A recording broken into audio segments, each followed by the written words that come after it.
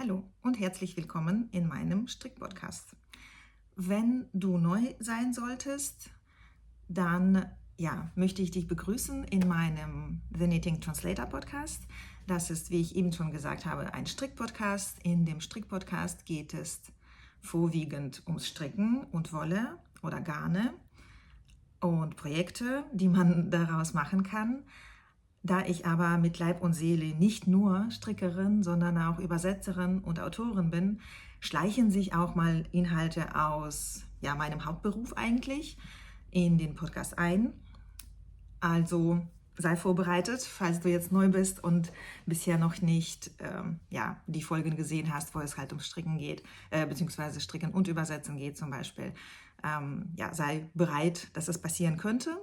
Aber heute geht es eigentlich vorwiegend ums Stricken. In letzter Zeit sind einige Abonnentinnen und Abonnenten dazugekommen, vorwiegend Frauen, glaube ich, aber es sind auch ein paar Männer dabei. Und ja, deswegen stelle ich mich noch mal ein bisschen vor. Ich bin Ilona, ich wohne in Bielefeld mit meiner kleinen Tochter und unserem großen Hund. Der ist manchmal dabei bei den Aufnahmen. Es gibt auch eigene Videos, die ihm gewidmet sind, die ganz kurz so quasi nebenbei entstehen. Aber ansonsten, ja, im Moment ist er halt nicht dabei. Ich bin alleine, er wird ausgeführt und ich nutze die Gunst der Stunde, um die Folge aufzunehmen. Und ja, ihr findet mich also in zwei Welten quasi, sehr aktiv online oder für meine Verhältnisse ziemlich aktiv online auf ganz unterschiedlichen Plattformen. Und wenn es um Stricken geht, findet man mich unter dem Namen Navamante. Das schreibe ich hier rein, damit man weiß, wie das geschrieben wird. Das ist nämlich eine Zusammensetzung aus absichtlich etwas veränderten estnischen Wörtern, weil ich in Estland geboren bin und teilweise aufgewachsen. Und ja, man findet mich als Navamante auf Instagram, auf Ravelry. Auf Instagram kann man aktuellere Fotos sehen quasi. Das ist, dann schaffe ich es schneller, irgendwelche Fotos über meine Strickprojekte hochzuladen oder irgendwelche Ansagen, Nachrichten oder alles, was mit dem Stricken so zu tun hat oder vorwiegend was mit dem Stricken zu tun hat. Auf Ravelry unter Navamante könnt ihr mich auch hinzufügen, auf Instagram natürlich auch. Da findet man meine aktuellen Projekte, meine Garne, also mein Stash findet man da fast komplett, weil ich schon die Datenbank gut nutzen kann, um zu sehen, was ich alles habe. Ich habe einiges an Garnen und ähnlichen Materialien da. Und demnächst findet man da auch meine Strickanleitungen. Dazu kommen wir aber später. Ich trage ein Ergebnis meines Strickdesigns auch gerade. Und genau, man findet mich auch als Navamante auf Patreon, wo man meinem The Knitting Translator Club beitreten kann und zum Beispiel dieses Video ohne Werbung sehen kann. Man kann da auch an Verlosungen für Garne teilnehmen. Sobald wir ein paar mehr Teilnehmer, also Mitglieder haben, werde ich Verlosungen durchführen. Es gibt auch andere Informationen, die ich ansonsten nirgendwo teile, sondern nur auf Patreon, beziehungsweise dort als erstes. Da lohnt es sich, da reinzuschauen. Und da findet ihr mich auch als Übersetzerin von Strickanleitungen, wenn ihr also Unterstützung beim Stricken von zum Beispiel englischsprachigen Anleitungen benötigt, dann könnt ihr da auch dementsprechenden Level beitreten und da unterstütze ich euch dann beim Übersetzen, weil ich ja Übersetzerin bin. Und als Übersetzerin findet ihr mich aber neben diesem The Knitting Translator Club auch unter ilori-translations.com. Das ist meine Internetseite für Übersetzungen und da seht ihr alles, was mit dem Übersetzen zu tun hat, falls ihr Interesse daran haben solltet. Ich freue mich natürlich auch über Übersetzungsanfragen, die nichts mit dem Stricken zu tun haben. Ich bin spezialisiert auf Wirtschaft, Recht, Literatur und Handarbeiten. Und falls ihr in irgendeinem Kontext da Bedarf haben solltet, freue ich mich. Ja, auf Patreon findet man mich auch als Übersetzerin. Da kann man meinem Club der selbstbewussten Übersetzer beitreten. Ich vertrete eine bestimmte Sichtweise auf Übersetzen als Beruf. Und da können wir uns zu diesem Thema gerne austauschen, beziehungsweise wir können uns natürlich auch überall sonst zu diesem Thema gerne austauschen. Ja, so viel zu meiner Person sozusagen, beziehungsweise eher zu meinen Tätigkeiten und meinen Leidenschaften, sage ich mal. Und nun tauchen wir in die heutige Folge ein. Ich werde übrigens immer wieder hier nach links gucken, weil hier meine Notizen sind. Und ich habe heute einiges wieder mir vorgenommen und hoffe, dass ich nicht zu sehr oder nicht zu lange brauchen werde. Mein wirklich eigentlich kontinuierliches Problem ist, dass ich länger als eine Stunde aufnehme und dann die Folge splitten muss, damit sie in vertretbarer Zeit hochgeladen ist.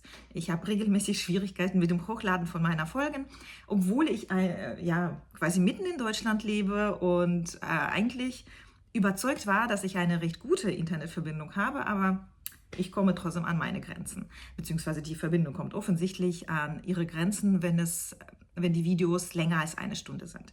Also ich spute mich jetzt mal. Ja, und heute haben wir wieder ein theoretisches Thema, das ich an unterschiedlichen Stellen schon mal angesprochen habe, und zwar in mindestens 2 Folgen, in Folge 10 und in Folge 19, die auch aus 2 Teilen bestand, sprach ich über die gesundheitlichen Auswirkungen des Strickens. Und das wird heute das theoretische Thema sein. Und dann spreche ich im praktischen Teil der Folge über 2 fertige Projekte von mir. Also ich habe 2 Sachen vor kurzem zu Ende gestrickt. Juhu, und abgekettet und gewaschen und gespannt und alles Mögliche, was man da damit so machen muss, inklusive Fäden vernähen. Ja, die zeige ich, die 2 Projekte.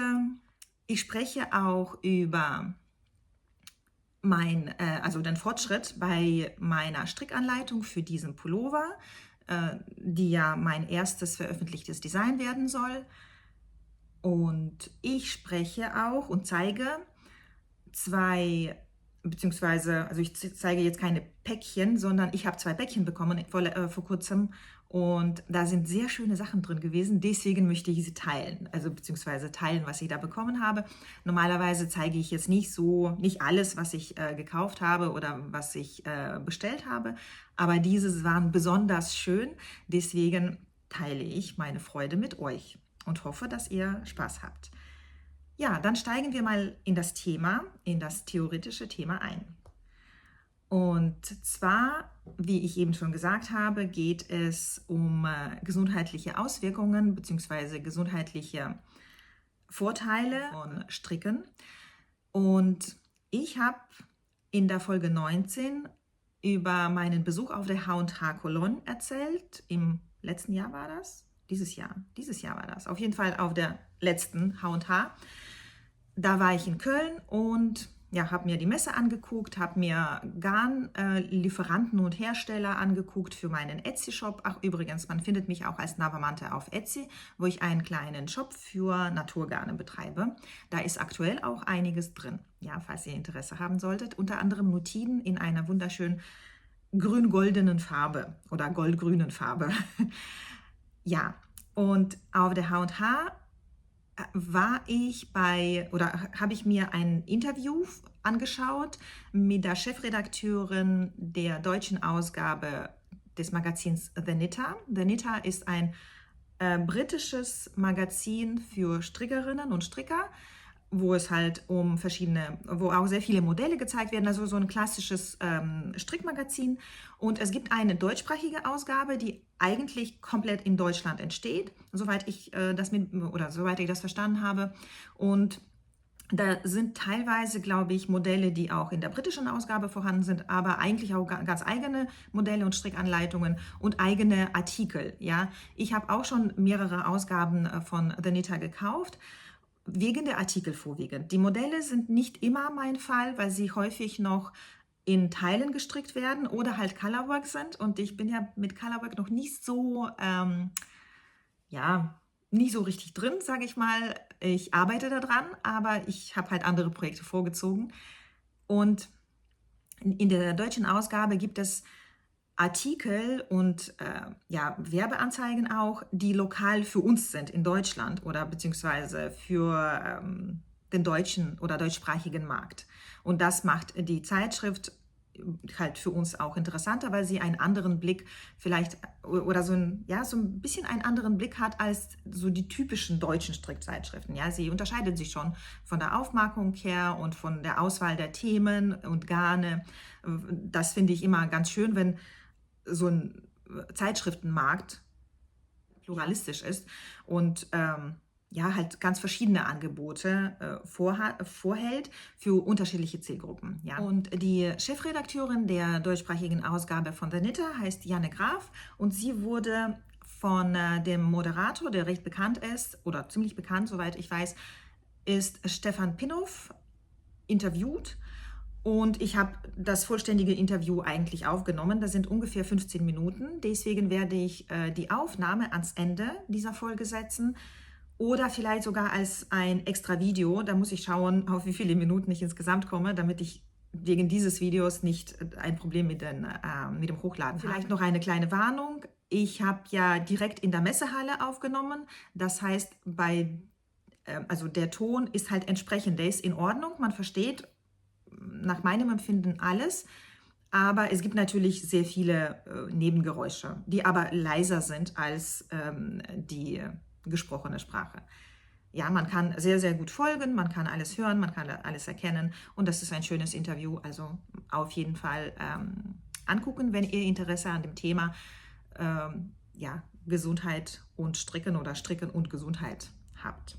In dem Interview geht es natürlich ein bisschen um Janne Graf selbst als Person, über ihre Strickgewohnheiten, über ihre Rolle als Chefredakteurin von The Knitter und über die Zeitschrift The Knitter selbst und über unterschiedliche andere Themen, aber den Kernpunkt oder das Kernthema dieses Interviews war Gesundheitselixier stricken und es geht, wie gesagt, wie schon mehrfach gesagt, wirklich darum, was Stricken für unsere Gesundheit oder ja, bewirken kann.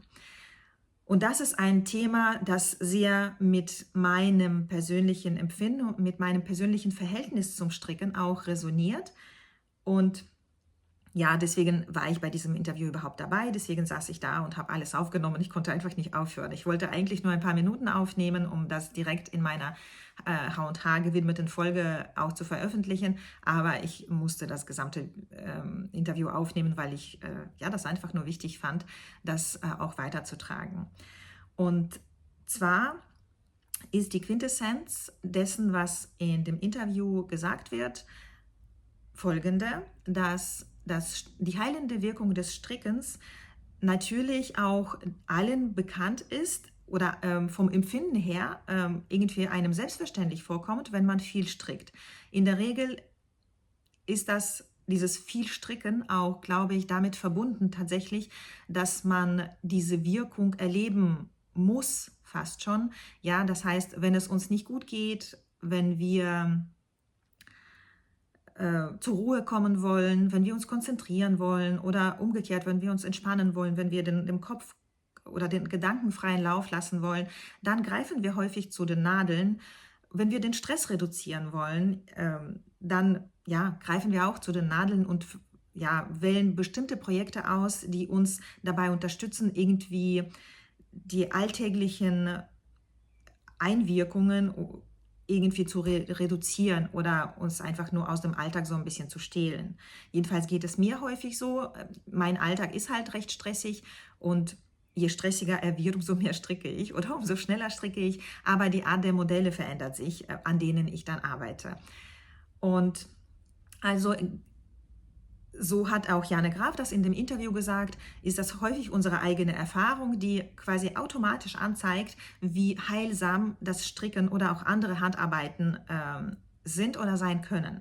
Aber das Interessante, was sie auch nochmal unterstrichen hat, ist, dass es auch tatsächlich Untersuchungen gibt. Es gibt wissenschaftliche Untersuchungen, die belegen, dass es diese heilende Wirkung des Strickens unter anderem unter bestimmten Konditionen gibt.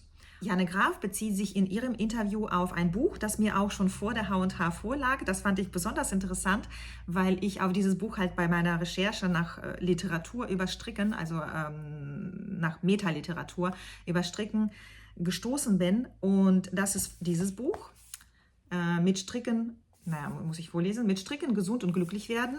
Ja, das zeige ich dann so. Die Autorin steht hier unten.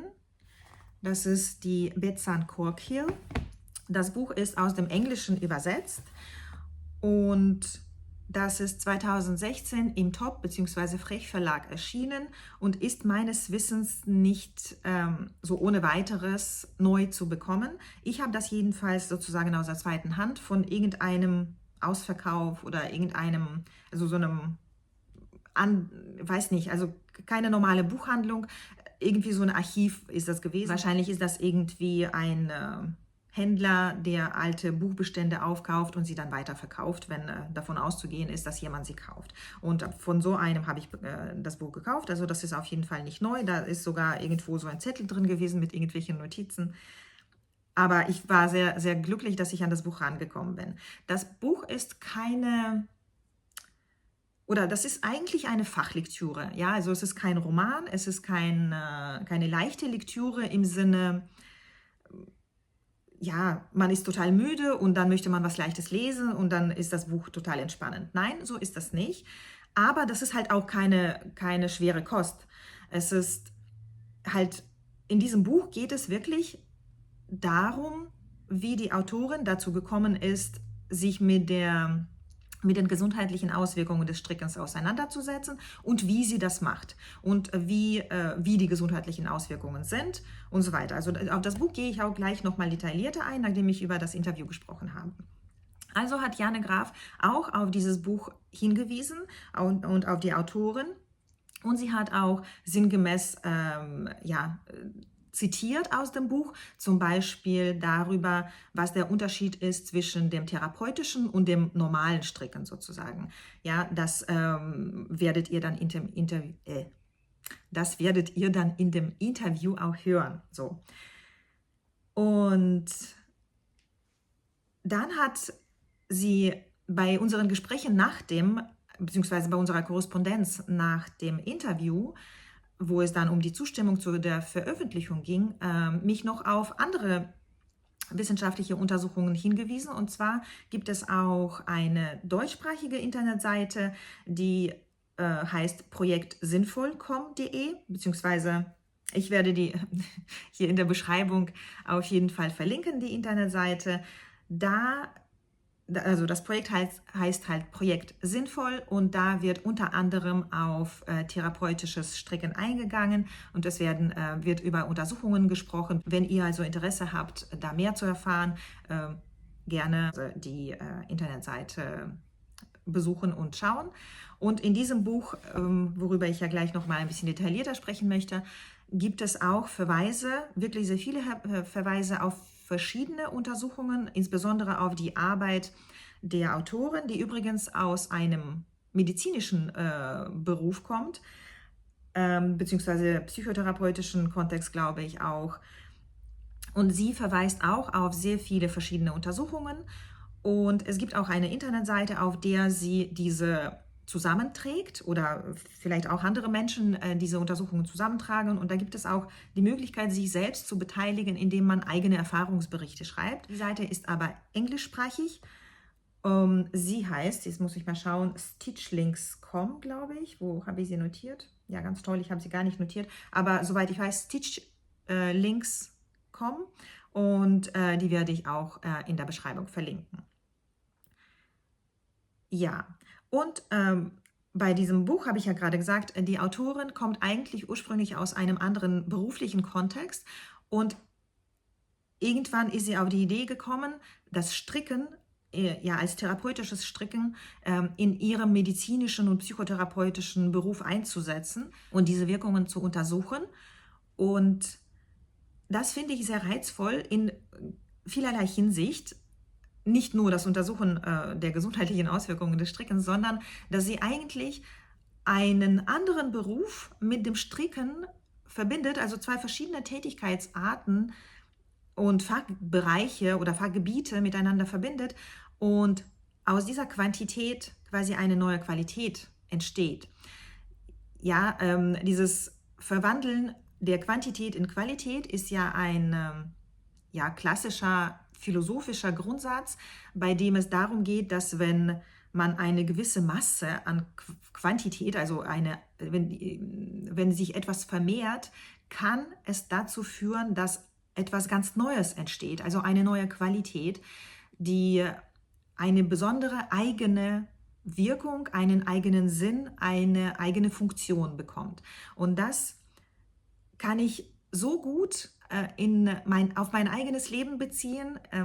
Bei mir merkt man ja, wenn man schon ein paar Folgen gesehen hat oder wenn man mich einfach beruflich oder persönlich kennt, merkt man, dass ich sehr viele berufliche und persönliche Erfahrungen gemacht habe und ich versuche immer, das alles, was ich so erlebe, zusammenzuführen und in meinem Leben zu nutzen. Und ja, ich weiß gar nicht, wie ich das ausdrücken soll. Ich möchte halt möglichst viele Erfahrungen machen und aus diesen Erfahrungen möglichst viel neue Kraft schöpfen und Neues erschaffen. Ja, ein ganz aktuelles Beispiel dafür ist das Strickdesign. Ja, irgendwann war für mich der Moment erreicht, dass ich so viel gestrickt habe, dass ich so viel über das Stricken weiß und dass ich so viele Anleitungen gelesen und übersetzt habe, dass also im ersten Schritt habe ich ja diesen Podcast gestartet, Anfang des Jahres zum Beispiel. Ja, das war auch schon so, dieses Wissen übers Stricken und das Stricken überfüllt quasi so ein bisschen mein Leben. Und das musste ich loswerden, ja, das musste ich in die Welt tragen, das musste ich mit euch teilen und deswegen habe ich den Podcast gestartet und ich wundere mich selbst immer noch, dass ich jede Woche mindestens eine Stunde darüber reden kann. Fragt mich nicht, wo das herkommt, aber irgendwie muss das raus. Und so ist es mit dem Strickdesign jetzt auch. Wie gesagt, ich habe halt so viel gestrickt, ich habe so viele neue und alte Methoden ausprobiert, ich habe so viel selbst improvisiert beim Stricken und so viele Strickanleitungen gelesen und übersetzt, also quasi geschrieben, dass ich dachte, ja, warum verbinde ich das nicht miteinander, das, was ich kann und dass ich sowieso kontinuierlich improvisiere beim Stricken, beim Nachstricken von fremden Anleitungen und meine schriftstellerische, in Anführungszeichen, Ader, warum verbinde ich das nicht miteinander und schreibe nicht einfach nur meine Strickanleitung, also schreibe nicht das auf, was ich sowieso tue.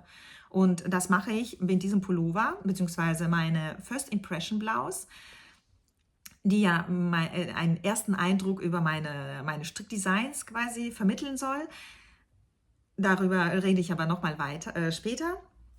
Die Autorin dieses Buches mit Stricken gesund und glücklich werden zeigt nochmal sehr anschaulich das, was ich sowieso lebe, also was quasi meiner Lebensphilosophie entspricht. Also Verbinden von unterschiedlichen Tätigkeiten und Quantitäten sozusagen in einer neuen Qualität, also dass man etwas Neues, Sinnvolles dabei erschafft, was einem selbst und anderen Menschen etwas bringt. Ja?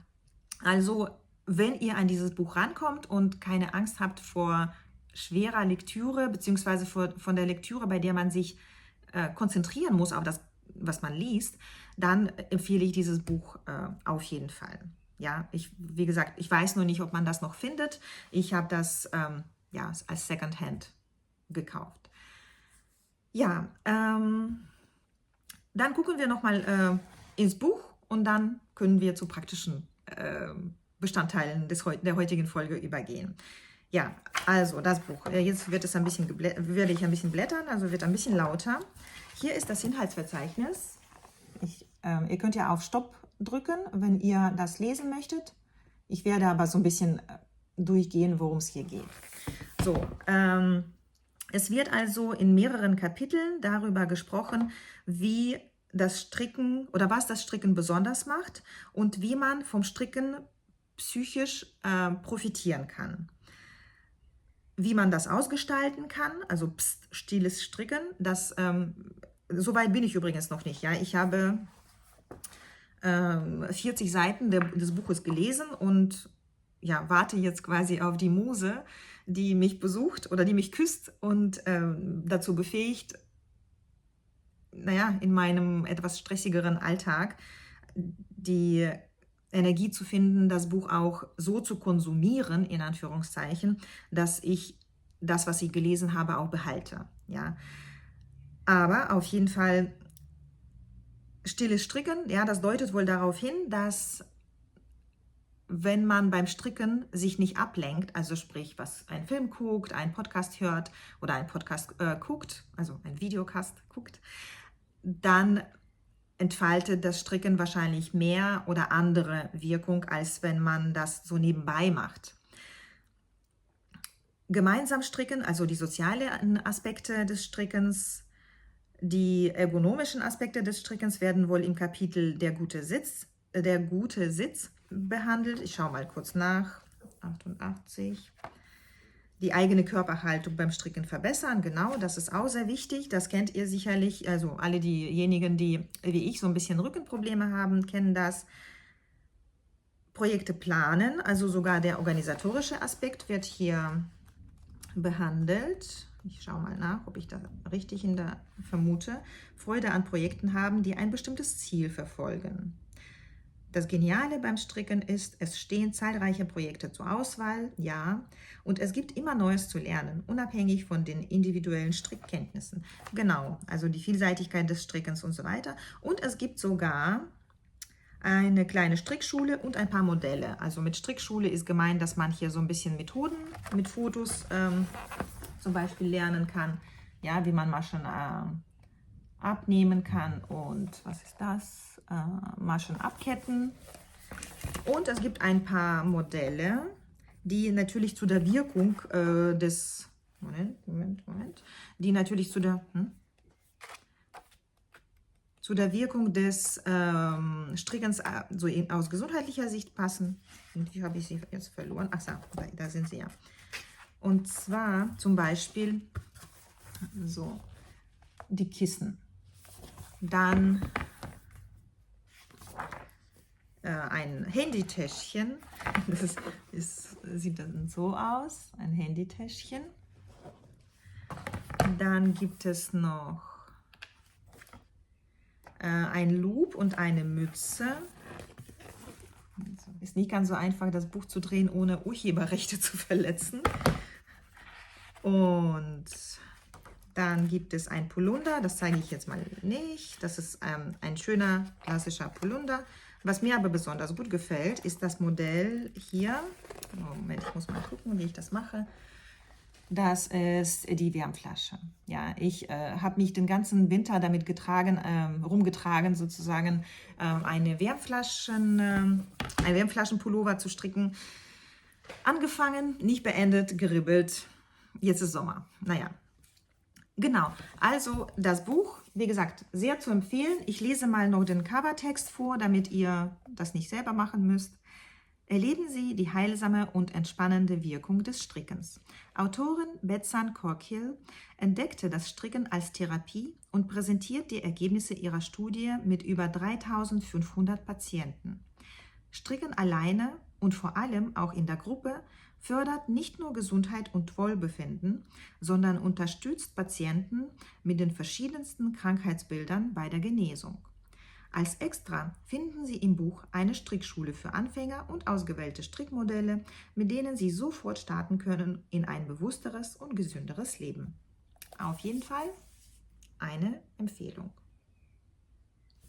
Jetzt kommen wir zu ich überlege gerade. Ich spreche zuerst über das Design kurz und dann über die fertigen Projekte, weil ich mich dafür umziehen muss. Oder möchte. Also, meine First Impression Blouse, ja, ich habe sie in der letzten Folge sehr ausführlich gezeigt. Ich zeige jetzt nur ganz kurz halt so das Besondere quasi daran, dass es dieser Ärmelabschluss mit ein bisschen mehr Lace. Ansonsten ist das ein sehr einfaches Design, ein Rundpassen-Design mit Streifen, aber mit verkürzten Reihen für den besseren Sitz am Rücken. und mit geradem Körper und einer kleinen Besonderheit unten am Bündchen, aber da gehe ich jetzt nicht drauf ein, das habe ich alles in der letzten Folge gezeigt, die werde ich dann hier nochmal anzeigen quasi, welche Folge das ist. Und ich wollte nur sagen, wie weit ich bin. Ich habe ja angekündigt, dass ich dass ich quasi so weit bin, dass ich mein erstes Musterstück gestrickt habe. Ich wollte noch ein zweites anfangen, kann mich aber jetzt nicht entscheiden, mit welchem Garn. Ich wollte eigentlich aus einem Mondschafgarn stricken, in Grün mit Speckles.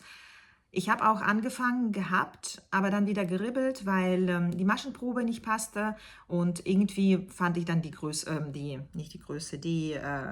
die Färbung nicht mehr so gut passend zu dem Design. Ja, da zweifle ich noch, womit ich das machen kann. Ich habe da eine Idee, aber bin noch dabei, die Maschenprobe zu stricken. Irgendwie braucht jede Maschenprobe bei mir manchmal Tage, obwohl sie halt, klein ist. Aber genau, ich bin gerade dabei, die Strickanleitung zu schreiben, bin quasi bei der Hälfte schon und die verschiedenen Größen auszurechnen. Und ich muss sagen, jetzt verstehe ich, warum nicht jeder oder nicht jede, die eigene Modelle ausdenken und für sich selbst stricken kann, auch Strickdesignerin werden kann. Zumindest nicht so ohne weiteres. Und ich bin glücklich, dass ich eine Streberin in der Schule war und gut in Mathe, weil ihr versteht wahrscheinlich schon, worauf ich hinaus will. Ich habe angefangen, verschiedene Größen auszurechnen, beziehungsweise die Maschenzahlen und Reihenzahlen oder Rundenzahlen für verschiedene Größen halt zu definieren und auszurechnen und verstanden, wie wichtig es ist, dass man gut in Mathe ist, wenn man Strickdesign selbst oder eine Strickanleitung selbst komplett erstellen möchte, ohne dass man, für teuer Geld, sage ich mal, jemanden engagiert, der das für einen macht. Weil für jemand anderen die ganzen Berechnungen zu machen, ist eigentlich viel schwieriger als für sich selbst, weil man sich ja hineinversetzen muss in dieses Design. Man muss das Design komplett lesen, verstehen, für eine bestimmte Größe noch vielleicht ein bisschen nachrechnen, weil beim Stricken entstehen ja quasi Improvisationen und die kennt man am besten selbst, wenn man das Musterstück selbst gestrickt hat. Und so habe ich gestern Abend mich dann halt hingesetzt, eine Excel-Tabelle erstellt und angefangen zu rechnen. Und das hat schon 2 Stunden gedauert. Ich habe fast alle Zahlen jetzt da, muss sie aber noch anpassen, nachprüfen und bei meinem eigenen Musterstück auch ein bisschen nachbessern. Ich werde bei dem nächsten Musterstück für meine Größe wahrscheinlich Kleinigkeiten verändern, auch in den Zahlen. Und das ist mir halt gestern insbesondere durch eigene Berechnungen aufgefallen. Also alle Achtung vor allen Strickdesignerinnen und Designern, die ihre Berechnungen selbst machen, ohne Fehler. Ja, ich hoffe sehr, dass meine Berechnungen zum Teststrick so gut sein werden, dass die Teststrickerinnen damit gut klarkommen. Trivial ist das aber nicht. Was ja selbstverständlich ist. Strickdesign ist halt auch ein Beruf, den man erlernen muss. Da reicht nicht aus, dass man ein paar Jahre selbst gestrickt hat und verstanden hat, wie bestimmte Modelle funktionieren. Beim Erstellen der Strickanleitung merkt man, dass es methodisches Wissen bedarf, das nicht einfach so vom Himmel fällt. Ja, aber ich freue mich, das ist eine schöne Herausforderung und ich habe sie zumindest zur Hälfte schon gemeistert. Ich wollte ursprünglich jemanden finden, der für mich Berechnungen macht. Ich habe auch ein bisschen rumgefragt, aber die meisten technischen Redakteure, bei denen ich diese Tätigkeit vermutet hätte, schließen das komplett aus. Und dann dachte ich, okay, ich bin jetzt wirklich gar nicht schlecht in Mathe gewesen. Ich habe ja auch Wirtschaftswissenschaften studiert, auch als Wirtschaftswissenschaftlerin gearbeitet, sehr viel mit Excel gearbeitet. Dann muss ich halt in den sauren Apfel beißen und selbst die Berechnungen machen und die dann halt überprüfen lassen. Und überprüfen lassen werde ich die durch die Teststrickerinnen, beziehungsweise die gesamte Anleitung wird testgestrickt. Und ich bin mir jetzt so ein bisschen unsicher. Ich plane eigentlich, den Teststrick recht bald zu starten. Und in der letzten Folge habe ich gesagt, dass ich in einer der kommenden Folgen diesen Teststrickaufruf starten werde. Ich bin mir nicht sicher, ob ich das nicht schon vorher mache. Ja, also jetzt möchte ich das noch nicht machen, weil die Anleitung noch nicht hundertprozentig fertig ist. Aber ich kündige jetzt schon an, dass der Teststrickaufruf insbesondere auf Instagram laufen wird und auf Ravelry. Ich werde eine Gruppe dafür erstellen, sobald ich verstanden habe, wie das funktioniert auf Ravelry. Ich habe, glaube ich, noch nie eine erstellt. Da werde ich dann den Teststrick ausschreiben. Und ich werde auf YouTube wahrscheinlich so eine Nachricht quasi setzen. Man kann ja so Textnachrichten oder vielleicht ein ganz kurzes Video. Wahrscheinlich werde ich sogar ein ganz kurzes Video oder ja, das will ich nicht versprechen. Also ein Video aufzunehmen ist halt ein logistischer Aufwand. Man muss das Video ja auch noch bearbeiten und hochladen und das ist ein zeitlicher Aufwand noch zusätzlich. Deswegen werde ich vielleicht nur eine Textnachricht posten.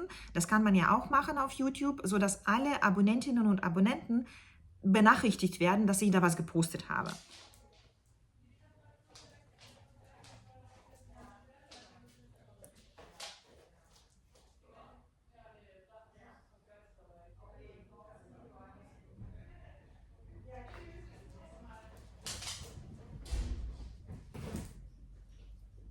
Jetzt wurde ich unterbrochen, der Hund ist da. Ich hoffe, dass, beziehungsweise ich muss es jetzt irgendwie bald fertig kriegen mit meinem Video, weil so langsam meine Mittagspause vorbei ist. Ja, Teststrick. Wie gesagt, ich werde den Teststrickaufruf sondern auf Instagram, Ravelry und hier bei YouTube eventuell als eine schriftliche Nachricht oder als ein Kurzvideo machen. Und freue mich auf eure Bewerbungen. Im ersten Schritt werde ich dann doch zuerst nur die deutsche Anleitung testen und parallel die englische erstellen. Und dann im Nachgang wahrscheinlich auch die englische testen. Da bin ich mir aber noch nicht sicher. Ich werde sie eventuell, da muss ich mir noch Gedanken machen. Aber auf jeden Fall brauche ich Teststrickerinnen für die Größen von XS bis 2 oder 3 XL. Also eigentlich kann ich ja die Berechnungen für alle Größen erstellen, die es nur gibt. Ich bin mir nur nicht sicher, wie relevant das ist. Ja? Die Kindergrößen kommen später erst. Da muss ich zuerst ein Sample stricken. Aber für die Erwachsenengrößen von XS bis 2XL wird auf jeden Fall getestet. Und ich brauche pro Größe 2 Testerinnen. Ja, und freue mich, wenn ihr dabei seid. Das ist ein schöner Pullover. Ich bin auf jeden Fall zufrieden und merke, dass mir zu warm wird. Deswegen gehen wir jetzt zu dem vorletzten Agenda-Punkt der heutigen Folge, fertige Projekte. Ja, ich ziehe mich kurz um. So, das ist mein Bramsche-Cardigan. Ich stehe mal auf. So, der ist für meine Verhältnisse sehr kurz. Normalerweise stricke ich Cardigans deutlich länger, aber hier passte die Form so gut. Der geht auch wunderbar zu und spannt nirgendwo. Ja, also ist wirklich eine gute Größe, sowohl in der Breite als auch in der Länge. Die Ärmel sind perfekt lang. Ja, gestrickt aus Beroa von Retrosaria Rosa Pomar in Naturweiß sozusagen, wobei das Naturweiß, also das ist einfach ungefärbt, aber das hat schon so dunkle Fasern drin. Oder ich glaube, die sind braun, schwarz sind sie nicht. Genau, die sind alle also hell bis dunkelbraun und dadurch entsteht halt so dieser Effekt, dass, also halt dieser Effekt, den ihr jetzt sehen könnt. Und ich muss mal schauen, ich öffne jetzt mal meine Ravelry-Projektseite, damit ich euch alles sagen kann. Die Anleitung ist von Anke Strick. Ich habe Größe 3 gestrickt mit 4,5 und 5,5 mm Nadel, also die Bündchen mit 4,5, auch hier und unten. und das hier auch. Und ansonsten mit 5,5 mm Nadel, das passt aus meiner Perspektive perfekt. Die Maschenprobe ging sehr gut auf. Ich glaube, ich hatte ein bisschen weniger Maschen pro 10 cm, was aber okay war. Das bedeutete dann halt, dass der Cardigan in meiner Größe ein bisschen enger sitzt, als eigentlich in der Anleitung vorgesehen. Und ihr seht ja, sitzt sehr gut. Und ja, damit war ich sehr glücklich. Was kann ich noch dazu sagen? Ich habe 3,5 Skeins, also 350 Gramm gebraucht. 3,5, wie heißt denn das? Knäuel. Ich habe 3,5 Knäuel gebraucht. Und ich war für meine Verhältnisse also in so 4-5 Wochen fertig. Ja. Das Ding lag eine Zeit lang, weil ich auf andere Nadeln gewartet habe für die Ärmel. Ich habe die Ärmel mit so kurzen Chiagu-Nadeln gestrickt, Rundstricknadeln. Ich habe mir das Set bestellt dazu für die Nadeln ab 5,5 bis 8 und wartete halt auf dieses Set. Und ja, dann habe ich halt die Ärmel zu Ende gestrickt. Und jetzt seht ihr, es fehlen noch die Knöpfe. Hier habe ich übrigens für mich neue Methode kennengelernt, die Knopflöcher zu machen. Das fand ich sehr spannend. Die sind so recht fest, ja, also sind nicht einfach nur kleine Löcher, sondern da wird auf eine bestimmte Art und Weise abgekettet und wieder aufgenommen, während man die Blende macht. Ja, das ist mein Bramsche. Ich ziehe mich jetzt wieder um, weil mir zu warm ist. Beides, sowohl meine First Impression Blouse als auch der Bramsche Cardigan, sind eindeutig zu warm für die aktuellen Wetterverhältnisse in Deutschland. Jetzt habe ich meinen Ranunculus an, gestrickt mit Holzgarn Tides, das ist eine Wolle-Seide-Mischung und einem Strang Lamana Premia. Ja, wer Interesse hat, kommentieren. Ich freue mich, das zu beantworten, beziehungsweise auf mein Ravelry-Projekt dazu zu verlinken. So, das zweite fertige Projekt ist mein Carina Tee von Sari Nordlund. Vielleicht erinnert ihr euch noch, dass ich an dem entsprechenden Teststrick von Sari teilgenommen habe. Und ja, ich verlinke die Folge hier auch noch. Und da musste man beim Teststrick nur bis zu dem Abtrennen der Ärmel stricken und ein Ärmel fertig machen, wobei es kurze Ärmel sind. Ich kann übrigens das Projekt, also das Strickstück nicht gut zeigen. Ich werde hier die Fotos einblenden, weil ich das T-Shirt heute erst gewaschen habe und das liegt da und trocknet. Ja, das sieht man auch dann auf dem Foto. Ich habe das vor dem Waschen und nach dem Waschen aufgenommen und nach dem Waschen ist das halt nass und liegt jetzt auf dem Boden hier eigentlich direkt vor mir, aber ja, nicht so gut vorzuzeigen.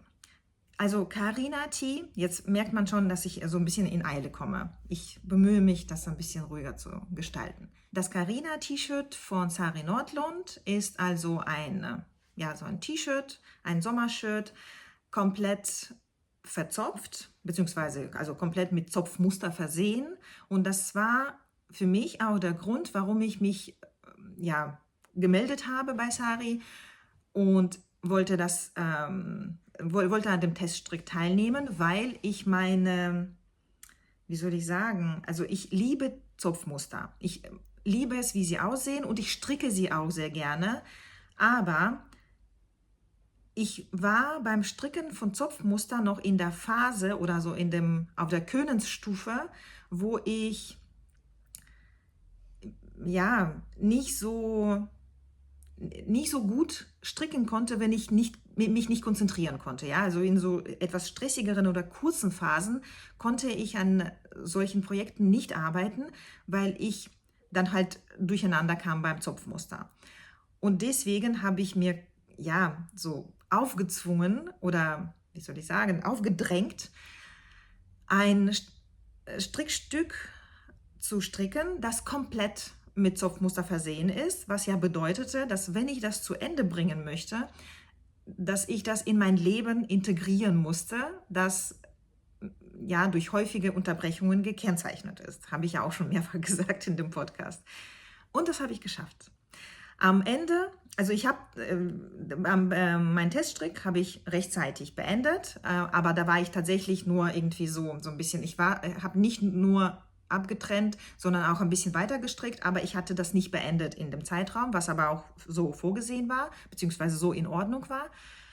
Ich habe das T-Shirt gestern beendet und so die letzten, ich glaube so den Rest habe ich so in 3-4 Tagen so ein paar Stunden hier und da mal oder halt auch ein paar Minuten hier und da mal zu Ende gestrickt, also recht schnell. Und am Ende war es wirklich so, dass ich, während ich mit meiner Tochter irgendwie ein Kartenspiel spielte oder irgendwas halt anderes noch meine Aufmerksamkeit verschlang, konnte ich trotzdem an diesen Zöpfen arbeiten. Und ich konnte jederzeit anfangen und aufhören. Ich musste nicht mehr jede Reihe oder jede Runde anhacken oder abhacken auf dem Chart und so weiter. Also ich habe halt das Könnensniveau endlich erreicht, das ich mir vorgestellt habe, dass ich an Zopfmustern arbeiten kann, auch wenn ich mich nicht konzentrieren kann. So, jetzt haben wir hier die Präsentation wieder. Ja, naja, genau. Also zu dem Projekt selbst. Ich habe das T-Shirt aus einer Wollmeisewolle gestrickt, also Rohrspatz und Wollmeise. Das ist der Wollausweis, wie meine Tochter sagt. Und das ist Rohrspatz und Wollmeise Blend, 70% Wolle, ich glaube Merino, so wie sich das anfühlt, 20%, was war denn das? 20% WS. Jetzt habe ich vergessen, was das war. Ich glaube Kaschmir. Ich schaue mal, ich müsste das ja hier finden. Blend. Ah ja, genau. 70% Merino-Wolle, 20% Kaschmir und 10% Kunstfaser Polyamid bzw. Nylon. Und das sind 150 Gramm. Also ich hatte 2 Stränge mit jeweils 150 Gramm. Und hier sind 333 Meter auf 100 Gramm. Das heißt ungefähr, also über 450 Meter pro Strang. Und ich habe also das ist der Rest, den ich jetzt noch habe. Das ist weniger als ein halbes Knäuel, würde ich sagen.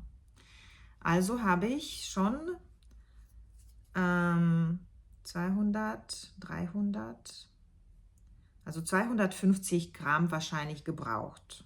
Ja, Zopfmuster verschlingt halt recht viel Wolle. Und das merkt man natürlich auch bei so einem relativ kleinen Strickstück. Ich bin also sehr froh, dass ich jetzt nicht versucht habe, mit einem 150 Gramm oder mit nur 200 Gramm, also mit 2 normalen Strängen quasi, zu stricken. Es hätte nicht gereicht wahrscheinlich. Ja, oder nicht wahrscheinlich, sondern es hätte nicht gereicht. Ich bin sehr zufrieden. Gut, Polyamid am Körper mag ich nicht so gerne, aber ich habe das halt gehabt.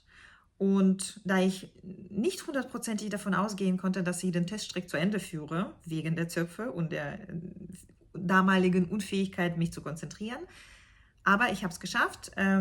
Ja, ich habe jetzt nur diesen Rest, werde ich irgendwo anwenden. Ich habe von Blend noch andere Farben und ja, die ist halt sehr angenehm in den Händen. Ja, mal gucken. Also Sommerprojekte kann man sehr, sehr gut daraus machen. Tücher würde ich persönlich daraus eher nicht machen, weil mir die Wolle zu schwer ist. Aber auch da gibt es persönliche Vorlieben, die genau das Gegenteil von meiner sind. Genau. Also das war dieses Projekt. Was kann ich noch dazu sagen? Ich kann noch sagen, welche Nadelstärke ich hatte. Ich habe mit Nadeln 3,5 und 4 mm gestrickt, also quasi das gesamte T-Shirt mit 4 mm Nadel und die Bündchen mit 3,5 mm. Und eigentlich ist bei Sari vorgesehen, dass man die Ärmel ungefähr so lang macht und dann, irgendwie war das noch irgendwas mit Umschlagen. Oder nicht? Ich bin mir nicht sicher, ob man das Bündchen nicht so strickt, dass man es noch umschlägt. Ich habe ein ganz kurzes Bündchen gestrickt, ohne Muster, nur halt 2 zu 2 Bündchen, also 2 rechts, 2 links Bündchen. Und ich wollte es eigentlich umschlagen, so wie auf einem der Fotos in meinem Ravelry-Projekt abgebildet. Aber dann habe ich es anprobiert, als es fertig war und dachte, ich lasse es einfach so. Ja, also ich habe jetzt kurze Ärmelchen quasi hier, die ausschließlich aus dem 2 rechts, 2 links Rippenmuster bestehen. Ja, jetzt weiß ich nicht, was ich noch mehr dazu sagen kann. Die Farbe ist Grey, also grau, einfach nur offensichtlich. Jedenfalls steht das so in meinem Projekt. Steht das hier? Muss ja 12 Milligramm. Die Farbe heißt 12 Milligramm. Ja. Also 12 mg, falls Interesse besteht. So. Und ich werde demnächst sicherlich auf Instagram die Trockenfotos teilen. Hier wahrscheinlich nicht mehr und auf Ravelry wahrscheinlich aber auch schon. Ja, ich finde die Datenbank sehr schön. Für mich persönlich und ja, halte gerne dort mit Fotos auch meine Projekte fest. Und jetzt sind wir endlich bei dem letzten Punkt angekommen. Und das sind meine Päckchen, die angekommen sind. Einmal das Päckchen von Ketto Knits. Das ist eine Handfärberin aus Finnland, die ein wunderbares YouTube-Podcast hat. Der Podcast heißt The Finnish Knitting Stories und eigentlich habe ich, glaube ich, alle Podcasts geguckt, sogar manchmal mehrfach geguckt, weil ich glaube, also irgendwie habe ich bei ihr das Gefühl, dass wir vieles gemeinsam haben. Und dadurch, dass ich so viel von ihr, oder wie soll ich sagen, wenn ich ihre Podcasts schaue, dann habe ich das Gefühl, dass ich wirklich mit einer Freundin irgendwie interagiere. Sie hat auch eine Tochter. Sie hat zwar auch einen Sohn, aber ich habe halt kein weiteres Kind außer dieses hier. Aber die Tochter ist ungefähr im gleichen Alter wie meine Tochter. Sie haben ähnliche Schwierigkeiten, sie haben ein ähnliches Leben einfach nur mit Haus, Arbeit, versuchen alles unter alles einen Hut zu bringen. Vielen Interessen, Liebe zum Stricken und so. Auf jeden Fall finde ich den Podcast sehr, sehr schön. Ist in englischer Sprache. Ja, das könnte vielleicht für ein paar von euch jetzt nicht so, dadurch halt nicht so die beste Empfehlung sein. Aber ich finde den Podcast auf jeden Fall sehr angenehm oder sehr schön, sehr, sehr entspannend auch. Sie macht auch zum Beispiel um die Adventszeit rum, macht sie, wie heißt das? Also wenn man jeden Tag halt aus dem eigenen Leben zeigt, habe ich vergessen, wie das heißt. Aber auf jeden Fall macht sie halt so jeden Tag, wie ein Adventskalender, macht sie Videos und zeigt, was sie da halt in ihren Adventskalendern findet, was sie so machen. Das habe ich jeden Tag eigentlich geguckt, wenn es irgendwie passte morgens, also direkt, weil das so, weiß nicht, 5 bis 10 Minuten Videos sind und man sich so ein bisschen gemütlich, hügelmäßig einstimmt auf den Tag. Ja, und ich bin, dadurch, dass ich halt so viel von ihr geguckt habe und so viel profitiert habe, in Anführungszeichen, bin ich ihrem Patreon-Kanal direkt beigetreten, als sie ihn gestartet hat. Das hat sie jetzt vor 3-4 Monaten, glaube ich, gemacht, vielleicht ein paar Monate länger. Und da bin ich halt Mitglied der ersten Stunde und sie verlost auch immer wieder irgendwelche Sachen, die strickbezogen sind. Und ich habe zum ersten Mal seit sehr vielen Jahren, war ich die glückliche Gewinnerin.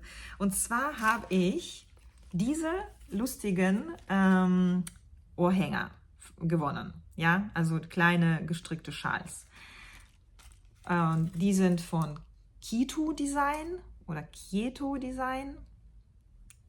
Ja, sind sehr lustig. Ich werde sie im Sommer sicherlich, im Sommer passt natürlich das Design nicht so gut, aber an irgendeiner Stelle werde ich sie auf jeden Fall tragen. Ich wollte sie eigentlich jetzt auch im Podcast anziehen, aber sie klimpern. Deswegen wollte ich euch das nicht antun. Ja, also ich habe die von ihr gewonnen. Und ich wollte schon seit langer Zeit ihre also eigenen handgefärbten Garne ausprobieren. Sie verschickt aber nicht ins Ausland, weil sie wohl recht viel Stress hatte mit der finnischen Post. Und deswegen ja, verschickt sie im Moment halt nicht ins Ausland. Ich wollte aber unbedingt was ausprobieren. Und hier habe ich die Chance genutzt, weil sie das ja sowieso an mich schicken musste, quasi. Also habe ich sie gefragt, ob das denn möglich wäre, dass sie mir auch ihre handgefärbten Garne zuschickt, die ich normal kaufe. Ja, die habe ich ja nicht gewonnen, die wollte ich normal kaufen.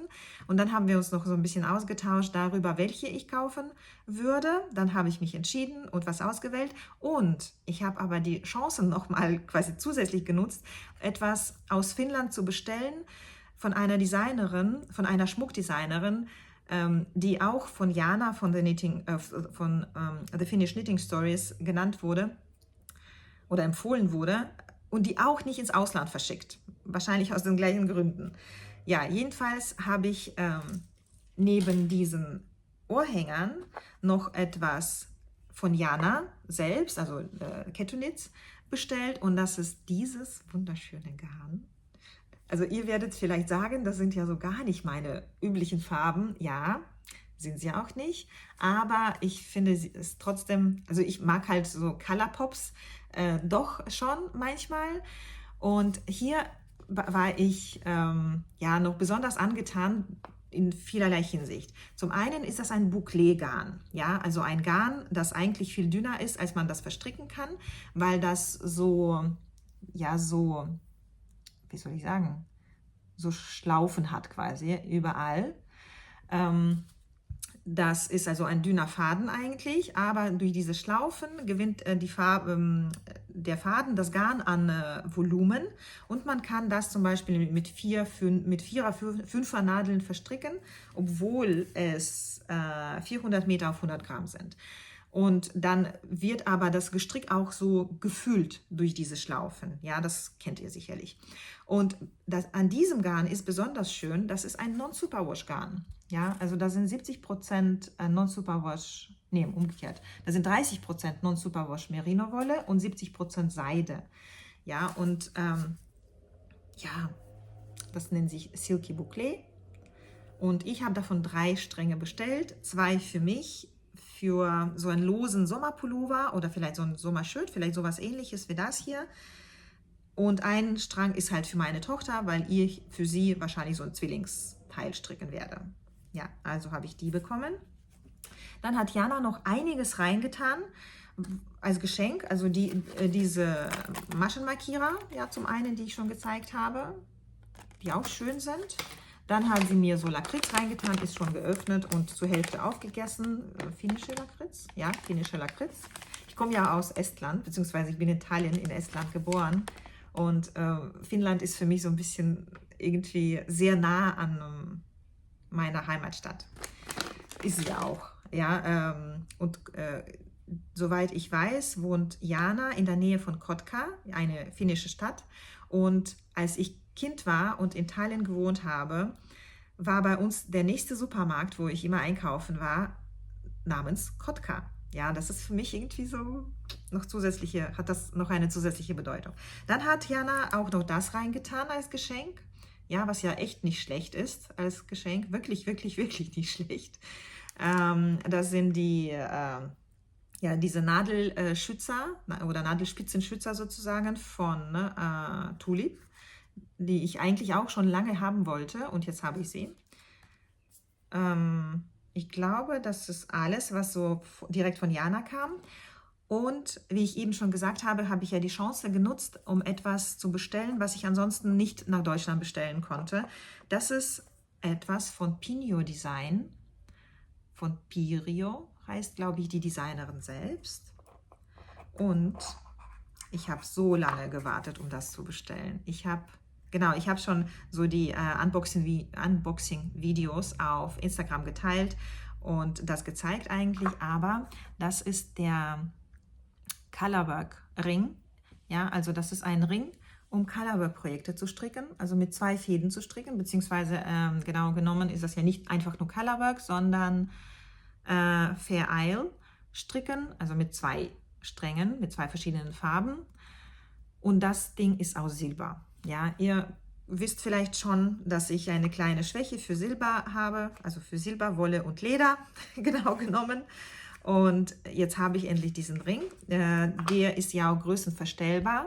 Er sieht so ein bisschen eng aus, aber er ist größenverstellbar. Er ist hier halt nicht miteinander, also nicht in Runde verbunden, sondern kann aufgemacht werden so ein bisschen. Aber also ich muss ihn nicht zu doll aufmachen, ich muss ihn nur ein bisschen, so ein bisschen bis hier hinschieben können. Und das werde ich dann machen, sobald ich mit dem stricke.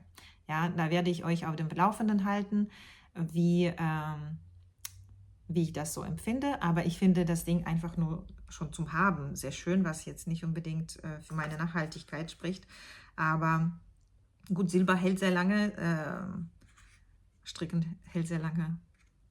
Ich hoffe, damit bin ich trotzdem nachhaltig. Aber ein bisschen Dekadenz muss auch sein. Ein bisschen Dekadenz im Stricken.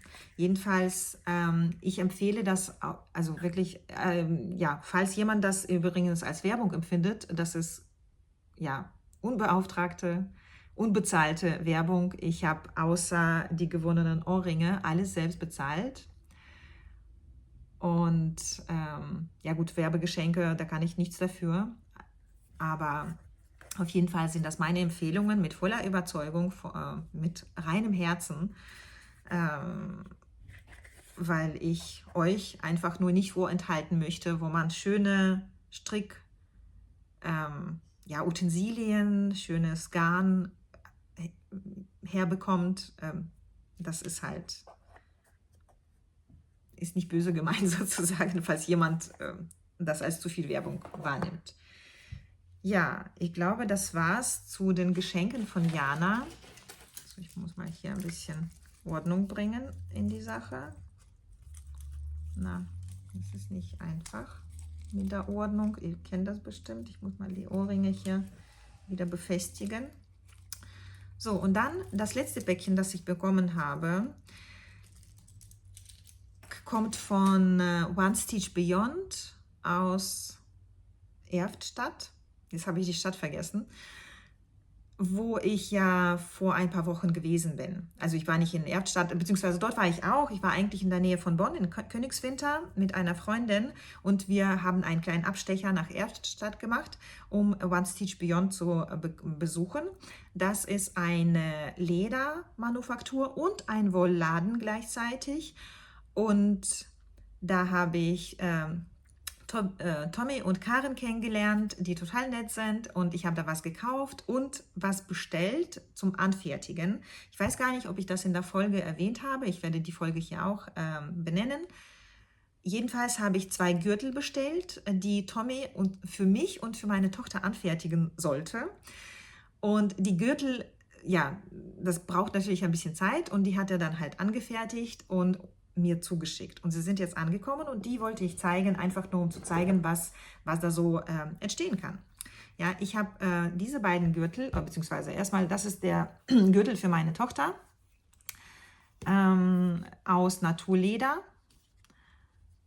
ohne ungefärbt. Weiß ich nicht, ob man das in Bezug auf Leder genauso sagt, also quasi ungefärbt, weil ich hoffe, dass das Leder von alleine dunkler wird, ja, also so möglichst natürlich bleibt. Das kenne ich von Armbändern schon, dass sie einfach durch das Tragen und durch durch das Nutzen und so ein bisschen Fett halt vom Körper und so dunkler und so sehr, sehr natürlich aussehend werden und weicher werden, und das hoffe ich bei den Gürteln auch, was natürlich ein bisschen länger dauern wird. Ja, also das ist der Gürtel von meiner Tochter, sehr gut gemacht, also wirklich. Ich zeige vielleicht für die Kenner und Kennerinnen unter euch, handgearbeitet, mit einer schönen Schnalle, auf Maß gefertigt. Das ist für meine Tochter und das ist für mich. Meine Maße sind nicht ganz so schmal wie die von meiner Tochter, aber so ist das halt. Das ist mein Gürtel, sieht genauso aus. Die Schnalle ist ein bisschen anders, aber im Prinzip die gleiche Farbe, also das gleiche Metall, die gleiche Verarbeitung. Und ja, einfach nur ein maßgefertigter Gürtel oder 2 in diesem Fall.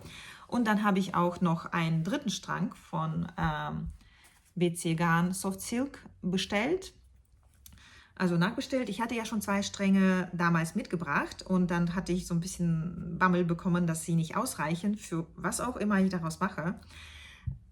Deswegen habe ich einen dritten nachbestellt. Ich finde die Farbe grandios. Ja, die ist echt sehr schön. Und das fühlt sich so schön an. Das ist reine Seide. Das sind 350 Meter auf 100 Gramm. Das ist Bourette Silk. Das ist vermutlich auch zertifiziert. Wie heißt das? GOTS zertifiziert. Muss hier irgendwo stehen. Naja, 100% Seide ist das auf jeden Fall. Fühlt sich sehr schön an und macht mich sehr glücklich. Und also dieses Garn ist ein Kandidat für ein zweites Musterstück für meine First Impression Blouse, eventuell als Cardigan, als Sommercardigan. Und da mache ich gerade, jetzt sieht man das echt schlecht, da mache ich gerade eine Maschenprobe, wie man sieht, mit 3,75er Nadel. Aber ich merke, für ein Sommerstrickstück müsste ich auf größere Nadeln umsteigen und deswegen hapert es gerade ein bisschen mit der Maschenprobe. Ich werde das wahrscheinlich größer stricken, damit passt es wieder nicht mehr zu meinem Design, nicht mehr zu der Anleitung. Also ja, einfach nur so, um euch zu zeigen, die Leiden der jungen Strickdesignerin.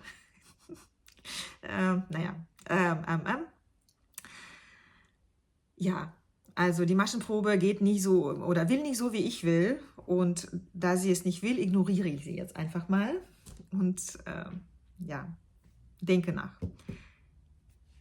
So, was soll ich? Ach ja, genau, das Garn von Jana von Ketunitz habe ich auch schon versucht in einer Maschenprobe zu verarbeiten. Und auch hier muss ich wohl auf dickere Nadeln umsteigen.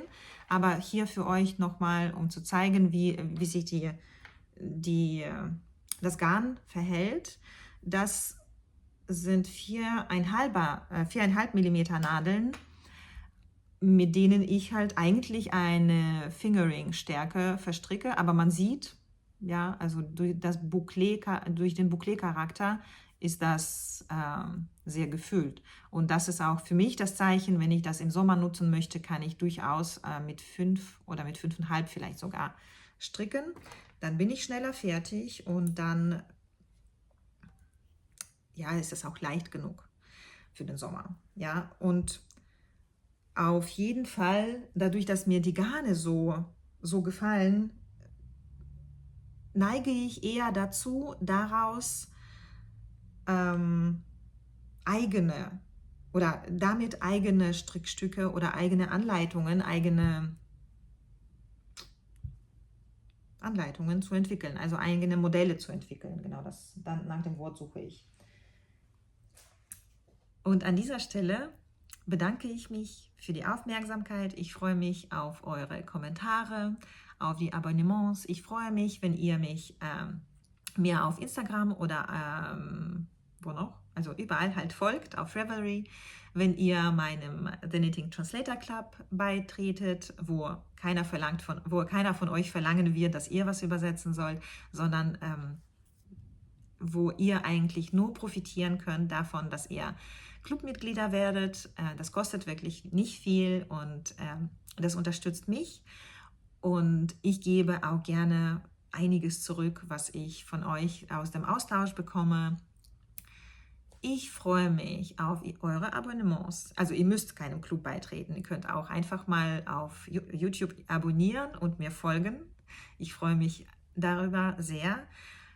Ich freue mich auch, wenn ihr mich was fragt.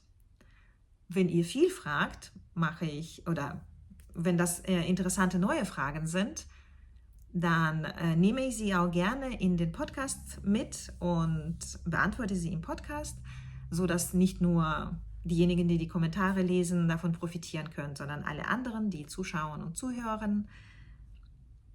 Ja, das ist es. Ich wünsche euch ein schönes Wochenende, wenn ihr am Wochenende guckt. Und ansonsten eine schöne Jahres- und Tageszeit, wenn ihr an einem anderen Tag oder in einer anderen Jahreszeit gucken solltet.